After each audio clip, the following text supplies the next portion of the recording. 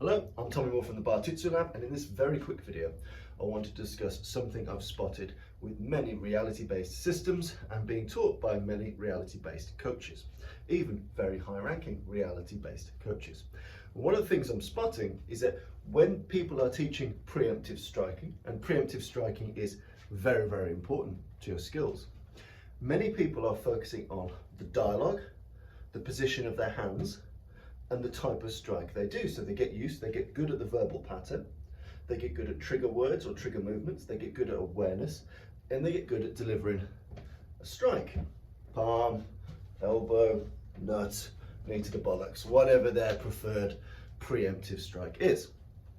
But 9 out of 10 people out there teaching preemptive striking do one flaw which I think is a bit of a boo-boo, and that is many of them keep their head on the exact same level throughout the entire confrontation, interview and strike.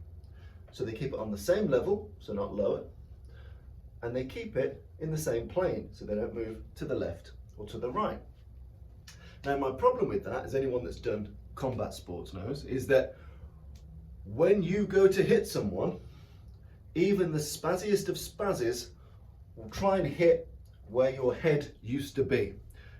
From his point of view, soon as he senses any motion towards his face, it doesn't matter how good of a preemptive striker I am, soon as he senses any motion, there is a good probability, whether it's with a punch, a spazzy push, a poke, just some kind of defense, he's going to aim that to where, for the past 30 seconds, my head has naturally been, because that would be a logical choice for that man. That'd be a logical choice for him to assume that throughout the interview stages, my face is here, and when I attack you, when he instinctively responds in some way, he will naturally go to the place where my head is.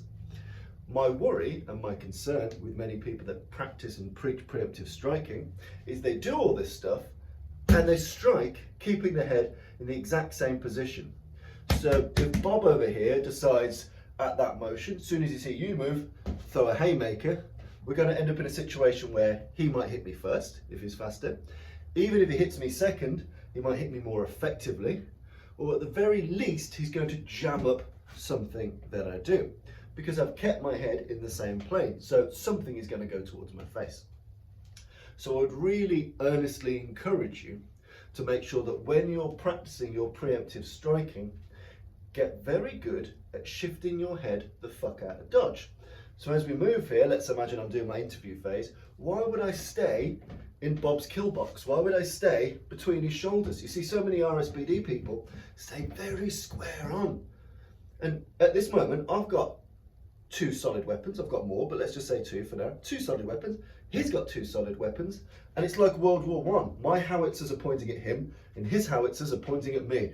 And we're both going to end up a bit fucked as a result. So, when you are practicing, I'd really advise the notion of getting your head the fuck out the way. And there are different ways to do this. So if you think about the height, it's reasonable for him to expect my head to remain at this height. So one iteration is to make sure as you drive, you dive. Okay? So what would have then caught me in the jaw when he instinctively spaz punches me, misses me, or catches me in the hard top part of my skull and causes me the least balance disruption and damage.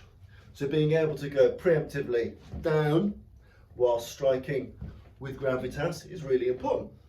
Obviously the nature of the strike you want to throw will some way dictate the mechanic you need to use. Or, safely assuming that most fighters are right-handed, you may wish to move your head offline to the right to smother that right arm. So, sorry, I'm moving to the left to smother his right arm. So again, as opposed to preemptively striking in the kill box, where his spazzy right hand could hit me in the face, I preempt that, so I move into his right hand as I throw that shot. And I can still land it with all the same integrity and power, because I can still drop step and land that shot.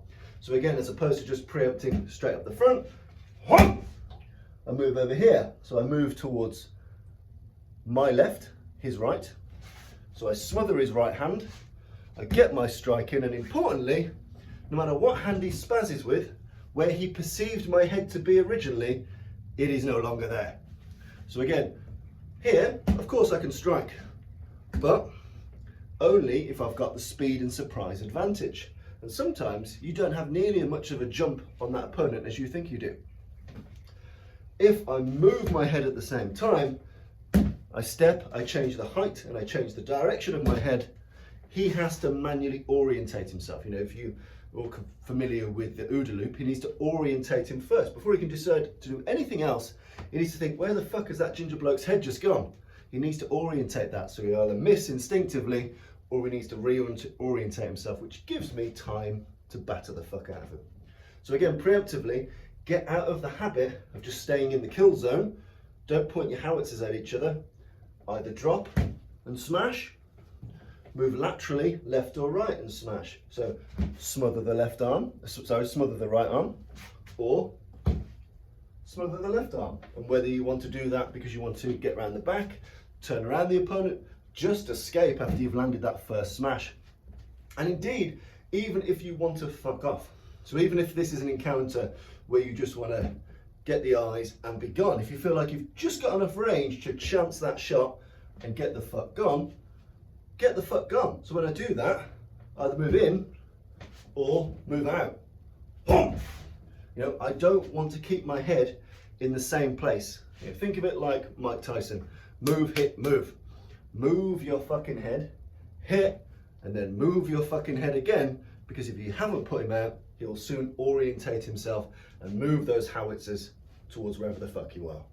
But my main concern, my main point here is, and we've all done this, myself included, try not to get in the habit or remain in the habit of working your preemptive strikes just from the side and just from the front and staying in that kill box. We can get so caught up in the dialogue and the talking games and the role playing and the ability to land a kill across from here, bam! Yeah, everybody loves that. They feel really powerful, they feel really warrior, boom! Yeah, makes everyone feel like they're absolute dog's bollocks.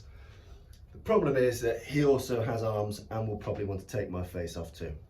So get in the habit of preemptive striking with a significant movement of your head to disrupt his orientation, to give you a more fortuitous angle for you to throw something. You know, why do I want to fight in this howitzer war? I can step a bit offline with my preemption. My next shot can open up all this jawline for me. You know, so if I move to the left to smother his right arm and preempt, I've now got this lovely, lovely bit of jawline with which to do something nasty. But my main point, and I think many reality-based self-defense instructors that have not done boxing, kickboxing, they've not done visceral arts where people are equally trying to smash each other's face in, they forget the very important notion of moving your head. Now, you don't need to grossly exaggerate moving your head and find yourself off balance, but you do need to find a happy medium between being able to strike in a stable way, but also making sure that as soon as I move, as soon as I make my prime movement, as soon as my initial phase of that attack begins, I don't want to fall foul to an unlucky spaz punch. So moving to the left, moving to the right, moving down or moving back, doesn't really matter as long as my head is in a different place through those phases of attack. As soon as it comes into him, I want my head gone before even the whisper, even the shadow of his spazzy reaction attacks me. It's a very important thing. Head movement and preemptive striking. I think it's very underlooked because we get so used to the talking games, so used to the tools.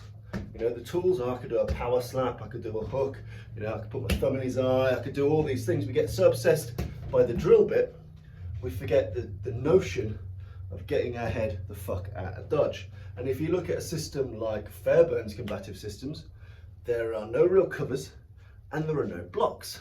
But what you do have is movement, being able to move, crush in, step out, being able to move in or move laterally is very, very important.